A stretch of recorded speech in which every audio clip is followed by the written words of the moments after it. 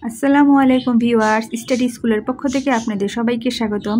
আজকে আমরা বিভিন্ন সময় চাকরি পরীক্ষায় আসে একটি গুরুত্বপূর্ণ টপিক নিয়ে আলোচনা করব।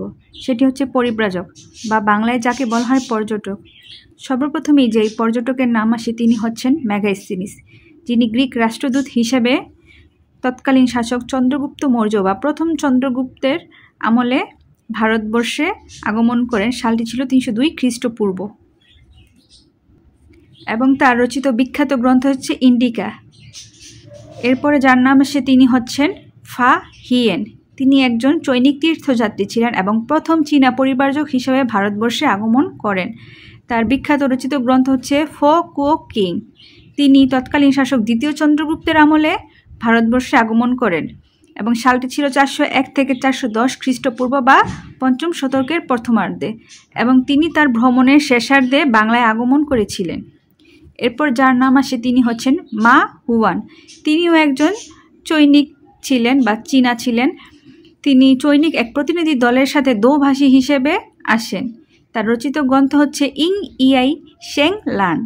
তিনি তৎকালীন শাসক গিয়াসুদ্দিন আজম শাহের আমলে বাংলায় আসেন। সালটি ছিল 1406 খ্রিস্টাব্দে।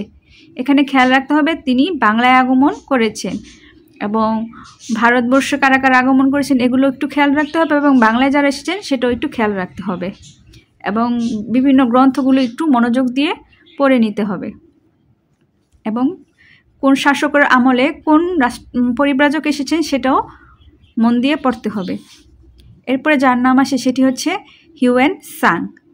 তিনি ছিলেন চৈনিক বৌদ্ধ তীর্থযাত্রী। তার বিখ্যাত রচিত গ্রন্থ হচ্ছে সিদ্ধি। তিনি তৎকালীন শাসক হর্ষবর্ধনের আমলে 630 খ্রিস্টাব্দে ভারতবর্ষে আগমন করেন এবং 638 খ্রিস্টাব্দে বাংলায় আগমন করেন। তার দীক্ষাগুরু ছিলেন শিলভদ্র, যার কাছে তিনি বৌদ্ধ ধর্ম শিক্ষা গ্রহণ করেন, এবং শিলভদ্র ছিলেন বিশ্বের প্রথম বিশ্ববিদ্যালয় নালন্দা বিহার এর আচার্য। শিলভদ্রের জন্ম হয়েছে সমতট বা বর্তমান কুমিল্লা জেলার চান্দিনায় ভদ্র রাজবংশে।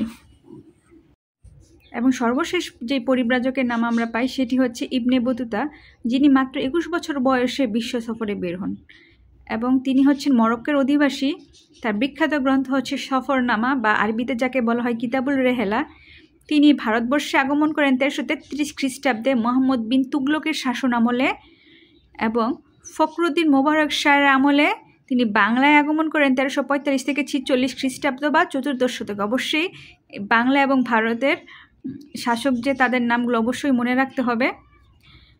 এবং তার সম্পর্কে আরও দুটো গুরুত্বপূর্ণ তথ্য হচ্ছে তিনি প্রথম বিদেশি পর্যটক হিসেবে বাংলা শব্দটি ব্যবহার করেন এবং বাংলার নামকরণ করেন বা বাংলাদেশের নামকরণ করেন দোজকিপুর নিয়ামত বা প্রাচুর্যপূর্ণ নরক।